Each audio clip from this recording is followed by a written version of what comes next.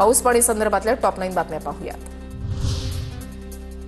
मान्सूनच्या दुसऱ्या टप्प्यामध्ये अधिक पाऊस पडणार, भारतीय हवामान खात्याचा अंदाज। देशामध्ये जवळपास सर्वच भागामध्ये सक्रिय असलेल्या मान्सूनच्या दुसऱ्या टप्प्यामध्ये ऑगस्ट-सप्टेंबरमध्ये सरासरीपेक्षा अधिक पाऊस पडण्याची शक्यता।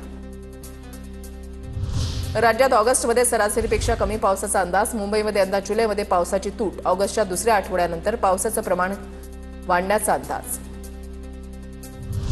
भंडाराच्या साकोलीमधील तलावाचा बांध फुटल्यानं शेकडो एकर शेती पाण्याखाली।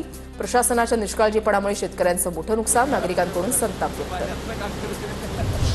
लातूरच्या उदगीरमधील डोंगरशेळकी तलाव ओव्हरफ्लो, उदगीर शहराला डोंगरशेळकी तलावातून पाणी पुरवठा। गेल्या आठवड्यामध्ये झालेल्या पावसानं हा तलाव पूर्ण क्षमतेनं भरला होता।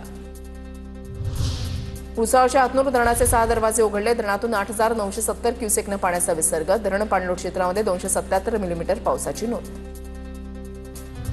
कोयना धरणाचे सर्व दरवाजे पूर्णपणे बंद, पावसाचे प्रमाण कमी झाल्यानं धरणातून पाण्याचा विसर्ग बंद। धरणामध्ये सध्या 86.19 टीएमसी पाणीसाठा शिल्लक।